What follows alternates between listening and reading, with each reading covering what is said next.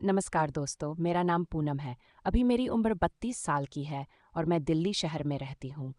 मेरी ये घटना तब की है जब मेरी उम्र यही कोई 26 साल की होगी। बचपन से ही मुझे मॉडल बनने का बड़ा शौक था। स्कूल खत्म होने के बाद जब मैं कॉलेज में गई तो मेरे मॉडल बनने की चाह और ज़्यादा प्रबल हो गई। जब भी कॉलेज में वार्षिक उत्सव होता तो मैं उसमें ज़रूर पार्टिसिपेट करती और फैशन शो में रैंप वॉक करती। मुझे छोटे छोटे कपड़े जैसे टॉप, शॉर्ट स्कर्ट, शॉर्ट्स पहनना बहुत ही अच्छा लगता था, या यूं कहें कि अंग प्रदर्शन करना मुझे बहुत अच्छा लगता था। इस तरह के कपड़े पहनने से लड़के मुझे घूर घूर कर देखा करते।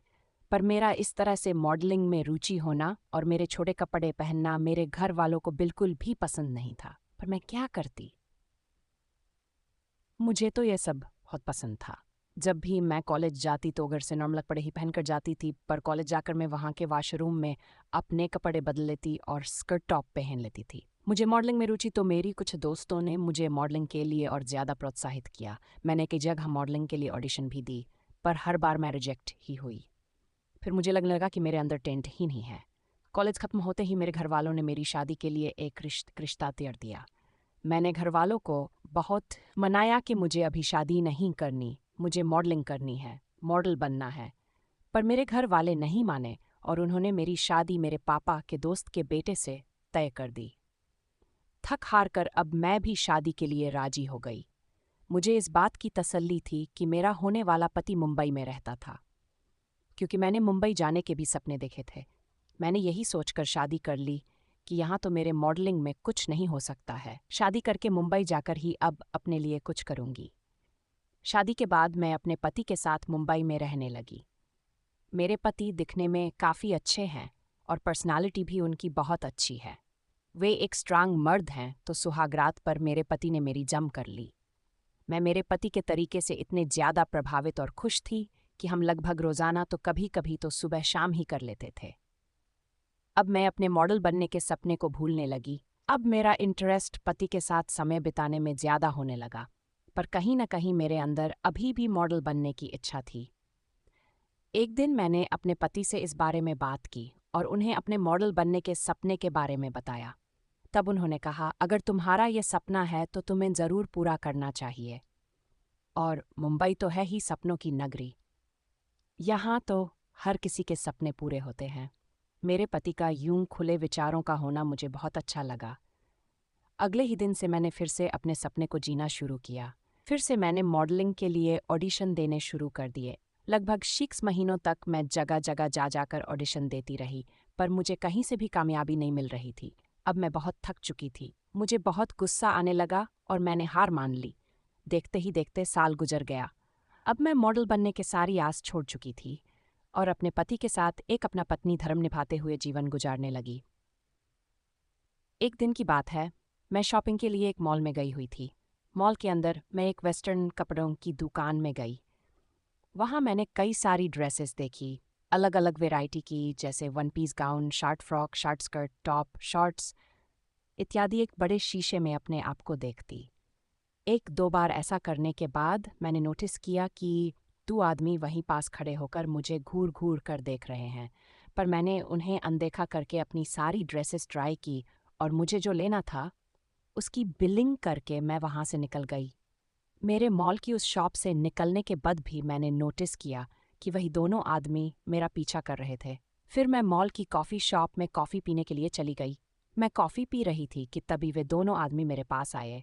उनमें से एक आदमी ने मुझसे कहा, हेलो मैम, क्या मैं आपसे कुछ बात कर सकता हूँ? मुझे माफ़ कीजिएगा, मैं आपको नहीं जानती। आप कौन हैं? आदमी, मेम, मेरा नाम रमेश है और मेरे साथ गोपाल है। मेम, क्या आपका नाम पूनम है? मैं, जी हाँ, पर आप लोगों को मेरा नाम कैसे पता? मेम, अगर आप बुरा न माने तो क्या हम यहाँ बैठकर आपसे बात कर सकते हैं? मैं, जी बैठिए। गोपाल, हमने आपको कई बार मॉडल के लिए ऑडिशन देते हुए देखा था। मैं थोड़ी खुशी से, क्या सच में? Yes ma'am. तो क्या आप उनमें से किसी ऑडिशन में सेलेक्ट हुई? क्योंकि उसके बाद हमने आपको दोबारा कहीं नहीं देखा। मैं नहीं, मैं किसी भी ऑडिशन में सेलेक्ट नहीं हुई। पर आप लोग कौन हैं? गोपाल, मैम, हम कैटलॉग मेकर हैं। मैं, सॉरी, पर मैं समझ नहीं पाई। रमेश, हम लोग क्लोथिंग ब्रांड के कैटलॉग बनाते हैं। अभी हमें एक प्रोजेक्ट मिला है जिसमें हमें एक ब्रांड का क्लटरिंग बनाना है। उसके लिए हमें एक मॉडल की तलाश है। रमेश मैम, मैं एक मॉडल भी हूँ। मैंने आपको कई बार बहुत जगह ऑडिशन देते हुए देखा है। आपकी मॉडलिंग स्किल्स काफ़ी अच्छी है। हम यहाँ अपने प्रोजेक्ट के सिलसिले में ही आए हुए थे कि हमने आपको देखा और आपको देखते ही लगा कि हमारे क्लोथिंग कैटलॉग के लिए कोई रिलेवेंसी हमें और कोई मॉडल नहीं मिल सकती। मैं कैसे? मैंने अब ये सब कुछ छोड़ दिया है। गोपाल मैम, हम जानते हैं कि आपके अंदर अभी भी मॉडलिंग की इच्छा है, पर आप इतने सारे रिजेक्शन से डर गई हो। मैम, हमारा ये प्रोजेक्ट कोई बहुत बड़ा तो नहीं है, पर हम आपको इसमें अपनी मॉडल बनाना चाहते हैं। हमारे इस प्रोजेक्ट में कपल के कपड़ों का फोटोशूट होगा।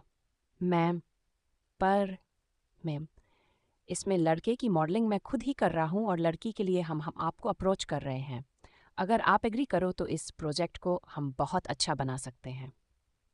गोपाल मैम, आप मेरा कार्ड रख लीजिए, आप अच्छे से सोच लीजिए। अगर आपको लगे कि आपको ये प्रोजेक्ट करना चाहिए तो आप हमें कांटेक्ट करिएगा। मैं ठीक है, मैं आप लोगों को सोचकर बताती हूँ। उन लोगों से बात होने के बाद मैं तो घर गई। अब मेरे दिमाग में बस यही बात चल रही थी कि क्या मुझे उनके साथ काम करने, उस ब्रांड के कपड़ों का फोटोशूट करना चाहिए या नहीं। रात में मैंने अपने पति से इस बारे में बात की और उन्हें सारी बात बताई। मेरी सारी बात सुनने के बाद उन्होंने कहा, पूनम, ये तो तुम्हारा सपना था। भले ही तुम्हें एक छोटे से ब्रांड कपड़ों के लिए फोटोशूट करवाना है, पर उसमें तो तुम उस ब्रांड की मॉडल ही कहलाओगी नन। मुझे लगता है कि तुम्हें उन लोगों के साथ काम कर लेना चाहिए। मेरे पति की बात सुनकर मुझ में हिम्मत आ गई। मैं बहुत खुश भी हो गई। तो उस रात तो मैं अपने पति से जमकर चुदी। उस रात की खुशी में एक अलग ही नशा था। अगले ही दिन मैंने गोपाल को फ़ोन किया। हेलो गोपाल जी। जी, आप कौन? मैं पूनम बात कर रही हूँ। उस काल आपसे मॉल में मुलाकात हुई थी ना? गोपाल, ओ हाँ पूनम जी, बताइए कैसी हैं आप? मैं तो बिल्कुल ठीक हूँ। बताइए कैसे फ़ोन किया आपने? मैं गोपाल जी, मैंने रात भर आपके ऑफ़र के बारे में सोचा। फिर मैंने तय किया कि मुझे ये मॉडलिंग का अवसर खोना नहीं चाहिए, तो मैं आपके साथ उस ब्रांड के कपड़ों का फ़ोटोशूट करने के लिए तैयार हूँ। वाह ग्रेट पूनम जी, ये तो बहुत ही अच्छी बात है। पूनम जी, आपका बहुत बहुत धन्यवाद कि आप हमारे साथ इस काम के लिए एग्री हो गई। मैं तो बताइए कब फ़ोटोशूट करना है? गोपाल, हमें कोई लोकेशन चाहिए जहाँ फ़ोटोशूट होगा। लोकेशन कंफर्म होते ही मैं आपको बता दूंगा कि फ़ोटोशूट कब और कहाँ होगा। मैं ठीक है। पूनम जी, आपसे एक और बात करनी थी। मैं जी कहिए। पूनम जी, इस ब्रांड का फ़ोटोशूट थोड़ा बोल्ड भी है। मैं जैसे क्या गोपाल जी? गोपाल, यही कि आपको हर तरह के कपड़ों में फ़ोटोशूट करवाना होगा, जैसे jeans top, gown, short frock, short skirt, nightie और लास्ट ब्रा पेंटी में भी। मैं तो सोच में पड़ गई और बोली, बाकी कपड़े तो ठीक हैं, पर ये लास्ट में ब्रा पेंटी में भी क्यों? गोपाल, पूनम जी, जिस ब्रांड का हम फोटोशूट कर रहे हैं उस ब्रांड में काफ़ी सेक्सी ब्रा पैंटी आती हैं, तो ब्रांड वाले की ये डिमांड है कि उसका फोटोशूट काफ़ी अच्छा हो। एक हस्बैंड वाइफ कैसे सेक्सी इनरवियर में एक दूसरे के साथ होते हैं, यह हमें फोटोशूट में दर्शाना है। मैं कुछ देर और सोचने के बाद इस सब के लिए भी एग्री हो गई और मैंने गोपाल से कहा, ठीक है, अब जो भी है मुझे करना तो है ही। आप मुझे ये बता दीजिए कि कब करना है। गोपाल, आपका बहुत बहुत शुक्रिया पूनम जी। फ़ोटोशूट कब और कहाँ होगा मैं आपको अभी कुछ देर में बता देता हूँ। आप तैयारी कर लीजिएगा। मैं ठीक है। शाम को गोपाल का मैसेज आया। उसमें 2 दिन बाद की डेट की थी और एक फार्म हाउस का एड्रेस लिखा हुआ था। मैंने तैयार शुरू कर दी। मैं पार्लर चली गई और फेशियल वैक्स और पूरी बॉडी की पॉलिशिंग करवा ली, क्योंकि मुझे इस फ़ोटोशूट में छोटे कपड़े पहनने थे। अगर आपको ये कहानी अच्छी लगी तो कमेंट में बताना, हम बहुत जल्द इसका भाग 2 भी डालेंगे। अगर वीडियो अच्छी लगी हो तो चैनल को सब्सक्राइब ज़रूर करें। मिलते हैं अगली वीडियो में, तब तक के लिए love you and take care.